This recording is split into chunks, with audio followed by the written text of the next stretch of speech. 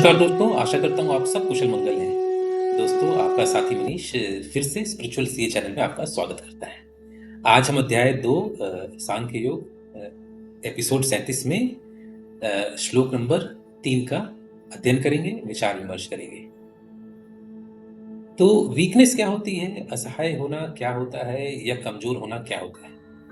हम कमजोर शरीर से हो सकते हैं, हम कमजोर मन से हो सकते हैं, तरह-तरह की कमजोरियां हो सकती हैं। तो कमजोरी क्या हमें अधर्म के रास्ते पे ले जा सकती है या क्या हमारे मार्ग को भटका सकती है?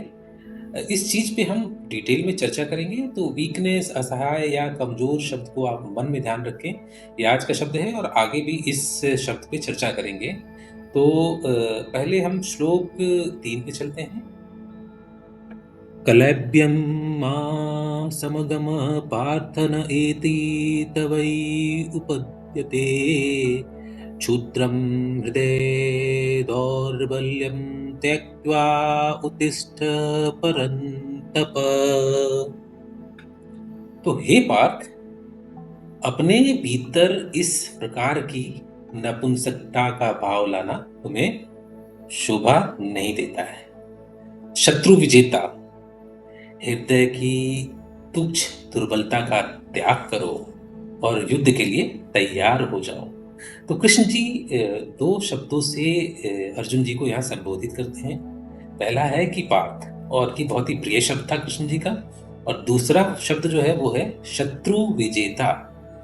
तो दोनों ही एक तरह से अर्जुन को संबोधन करके यह दिखाना चाहते हैं कि हे अर्जुन, तुम शायद अधर्म के मार्ग पर हो। तो पिछले श्लोक में हमने देखा है कि कैसे श्री कृष्ण जी ने अर्जुन को बताना शुरू किया था कि कैसे वह गलत सोच रहे थे और कैसे उनकी दृष्टि एकाग्र थी, क्योंकि उन्होंने देखा था वो अपने भाइयों को कितना कष्ट देगी। और अर्जुन जी सोचते हैं कि युद्ध से सबका कितना बुरा होगा। यह श्लोक भी यह बताता है कि श्री कृष्ण जी ने इसमें और क्या जोड़ने को कहा है। अर्जुन को यह बताने का प्रयास किया है कि युद्ध के मैदान में कितने गलत थे, आगे बढ़ने का सही तरीका क्या था। हे पार्थ, अपने इस नपुंसकता को दूर करो और हे शत्रु विजेता, दुर्बलता का त्याग करो। तो हमने पहले वीकनेस, असहाय या कमजोर होना का वर्णन किया था, यह शब्द हमने दिया था आपको। तो कृष्ण जी एक योग्य गुरु हैं और इसलिए अर्जुन को फटकारते हैं। अब वो डांट रहे हैं, लिटरली आप देखें तो वे अब उन्हें परिस्थितियों का सामना करने के लिए प्रोत्साहित कर रहे हैं। वे अर्जुन जी के आत्मबल को बढ़ाना चाहते हैं। अर्जुन को पृथा पुत्र, कुंती जी का दूसरा नाम, के नाम से संबोधित करते हुए कृष्ण जी उन्हें अपनी माता कुंती का स्मरण करने का आग्रह करते हैं। तो कुंती जी ने स्वर्ग के देवताओं के राजा इंद्र की उपासना की थी और इंद्र के आशीर्वाद से अर्जुन का जन्म हुआ था। इसलिए वह इंद्र के समान असाधारण बल, पराक्रम से संपन्न थे। तो श्री कृष्ण जी अर्जुन को पुनः परंतप अर्थात शत्रुओं के विजेता के संबोधन द्वारा उन्हें क्षत्रिय धर्म या महायोद्धाओं के कर्तव्यों का पालन करने की इच्छा के त्याग करने वाले जो उनके भीतर मन में विचार उत्पन्न हो रहे हैं, उसका खात्मा करना चाहते हैं, उसके दमन करने की प्रेरणा देते हैं।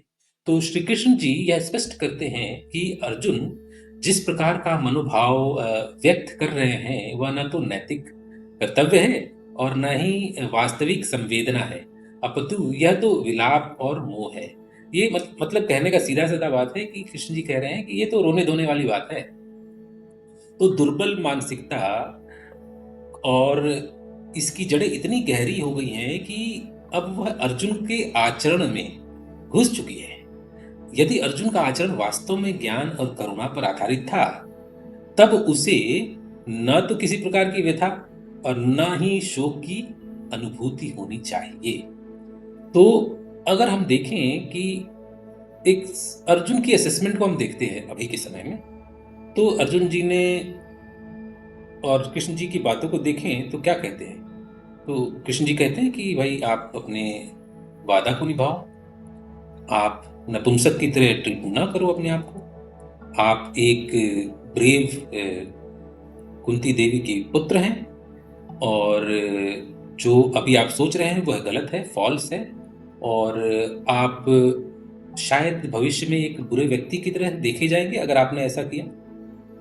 आप सही दिशा में नहीं सोच रहे हैं, आपको बदलना है। यानी कृष्ण जी कह रहे हैं कि अर्जुन जी आपको बदलना है, और फाइनली कहते हैं कि जो प्रॉमिसेस आपने किया था उसको एक्शन से फुलफिल करना पड़ेगा।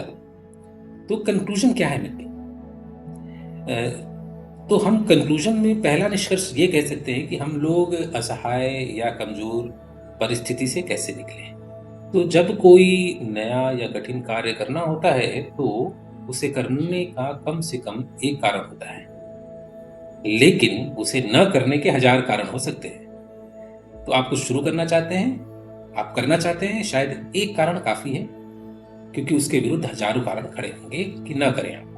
यह व्यक्ति की इच्छा शक्ति पर निर्भर करता है कि वे वास्तव में अपने सामने आए अवसर का पूरा उपयोग करना चाहते हैं या इसे किसी भी तरह अज्ञान, डर के हवाले करके छोड़ देना चाहते हैं। तो श्री कृष्ण अर्जुन को ज्ञान देने के लिए तैयार नहीं थे जब तक उन्हें पता नहीं चल गया कि वह गलत क्या कर रहे हैं। वह अर्जुन को जाने नहीं देना चाहते थे, वह अर्जुन की दृढ़ इच्छा शक्ति थी। और इस प्रकार कायरता के बाद होने वाली हार से बचने के लिए कठिन से कठिन परिस्थितियों में भी हार नहीं मानना चाहिए। तो न यहाँ कृष्ण जी ने हार मानी है, और एक तरह से देखें तो ना यहाँ अर्जुन जी ने हार मानी है। कृष्ण जी, मैंने बताया था, शिक्षक के तौर पे हैं, और अर्जुन जी एक छात्र के रूप में हैं। और दोनों में, कृष्ण जी में और अर्जुन जी में इच्छा शक्ति बहुत ही ज्यादा है।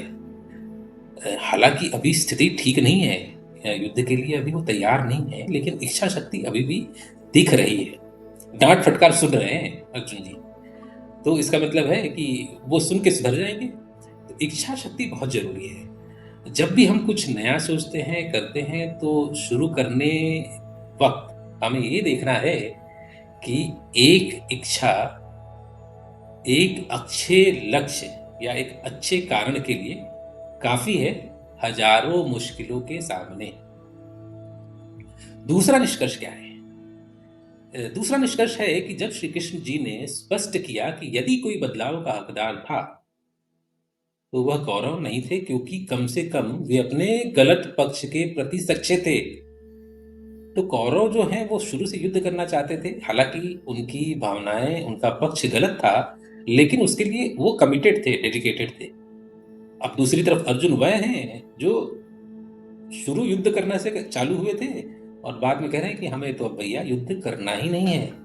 तो अर्जुन वह हैं जो गलत होकर सही साबित करना चाहते थे। तो फिर से मैं दोहराता हूं कि वास्तविक जीवन में जब भी हमें ये दो परिस्थिति का सामना करना पड़े, तो सदैव सावधान रहना है। और इस शब्द को मैंने पहले भी बहुत बार दोहराया है। यदि गलत या बुराई वाकई में गलत लगे तो मतलब कोई प्रॉब्लम नहीं है, मतलब आप सही दिशा में हैं। जैसे ड्रग्स लेना एक बुरी बात है, तो फिर आप अगर ये जानते हैं कि ये बुरी बात है तो आप सेफ जोन में हैं, फिर आप खतरे से दूर हैं। और दूसरा है कि यदि गलत या बुराई किसी भी मनुष्य को सही लगने लगे तो समझ लीजिए कि आप गलत दिशा में हैं, आपका विनाश सर्वनाश होने वाला है और खतरे की घंटी बज गई है। जैसे ड्रग्स लेना ही अब आपको सही लगने लगता है, तो मान लीजिए कि खतरे की घंटी बज गई। ऐसा अक्सर होता है जब आप किसी रोल मॉडल या अभिनेता से प्रेरणा लेते हैं। तो आपने वो ऐड देखा होगा, जुबान केसरी पान मसाला वाला, जहां बॉलीवुड के 3 नामचीन स्टार ऐड करते हैं। तो क्या दिखा रहे हैं? आप अगर उसके रोल मॉडल हैं, आप फॉलो करते हैं उनको, तो आपको शायद वो गलत सही लगने लगेगा। तो मेरी इस बात को सदैव ध्यान रखिए कि गलत अगर गलत लगे तो कोई प्रॉब्लम नहीं है, और गलत अगर सही लगने लगे तो बहुत प्रॉब्लम है। इसी के साथ मित्रों मैं विदा लेता हूँ। सुख का सदैव सदैव अनुभव करें। जय श्री कृष्णा, और मिलते हैं नेक्स्ट एपिसोड में अगले श्लोक के साथ। धन्यवाद।